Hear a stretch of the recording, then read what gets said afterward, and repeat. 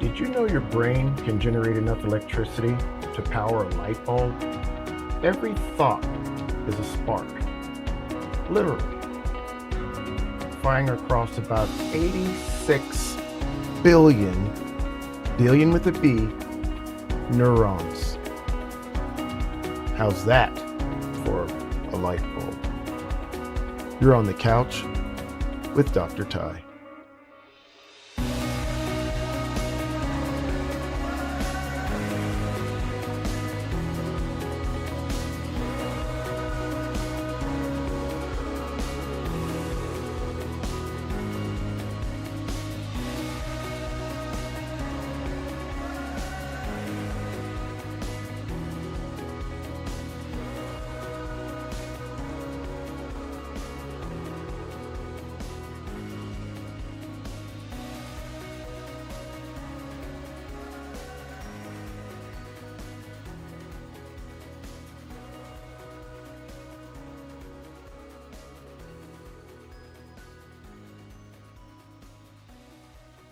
Welcome to another episode of On the Couch with Dr. Ty.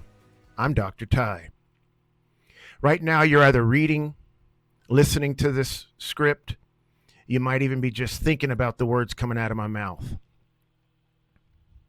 Heck, how do you even know that you're awake? How do you know that you're real? How do you even know that you're you? To explore what it means to be aware, awake, and human through the lens of psychology, we need to explore the consciousness. So wake up, mind. It's time to explore consciousness. Consciousness is the state of being aware of yourself as well as your environment.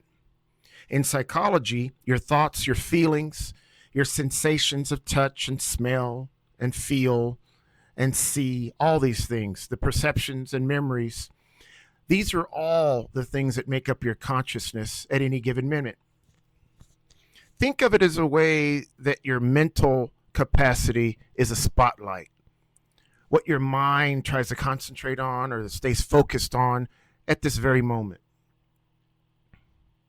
Freud's iceberg is a really good analogy to how this works. The top of the water is usually indicative of the iceberg, big enough that it'd sink a iceberg. Then you have your water level. Underneath the water is an even bigger iceberg, sometimes 2, 3, or 4 times even bigger than that's on the surface. Well, the conscious portion of the iceberg, or the part that sinks the iceberg, is what you're thinking now, what you're giving me now, what you present that's socially acceptable.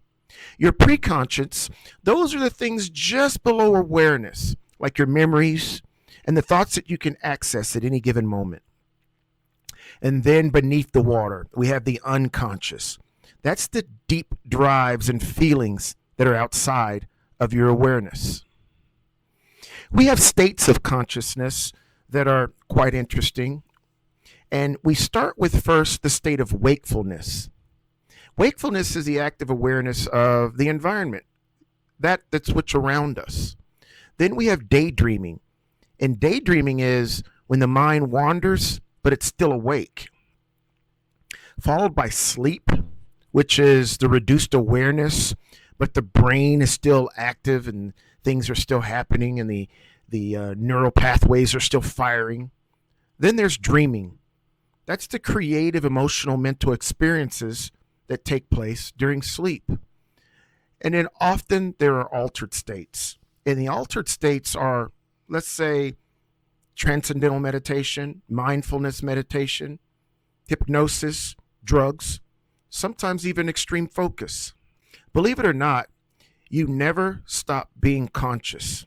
Even when you're asleep, the brain cycles through stages of consciousness. These stages are like REM, or rapid eye movement. And this is where dreams occur. Your brain is basically a 24-hour talk show, even when the curtain closes or the lights are turned off. Sometimes we call sleep the mysterious reset button. Well, because sleep has stages.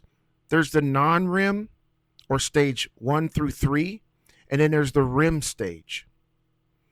Sleep restores the body. It strengthens the memory. It regulates food. It regulates mood, helps your hair grow, helps all your capillary refill and things of that nature. Here's a quick fun fact for you. Most people dream 4 to 6 times a night when they enter REM sleep or rapid eye movement sleep. Freud believed that dreams, when we sleep, reveal hidden desires. In modern psychology, dreams help process emotions and consolidate memory.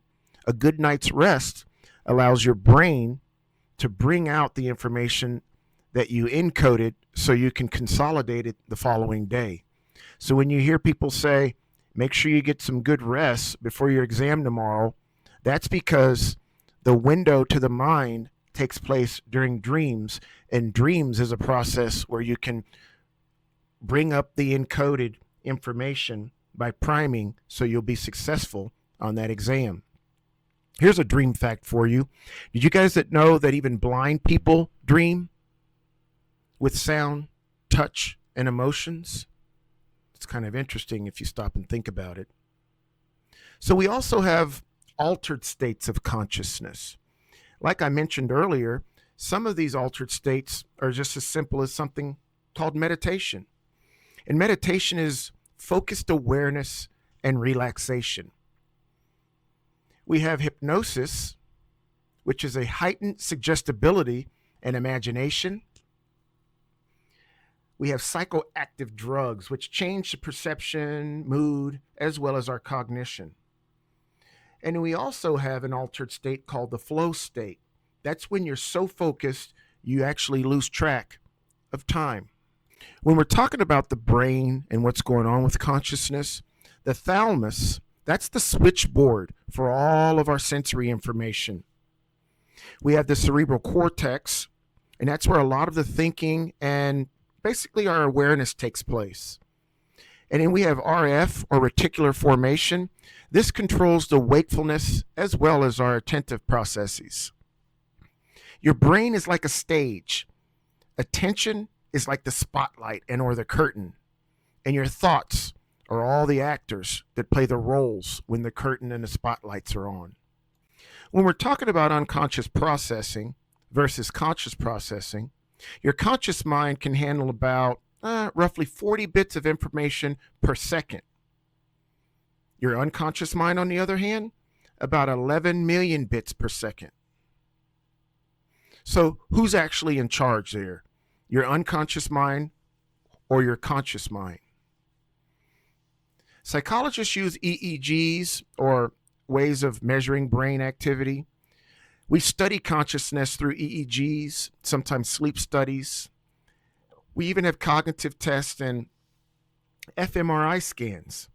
Technology has allowed us now to let us watch the brain thinking and also thinking about thinking.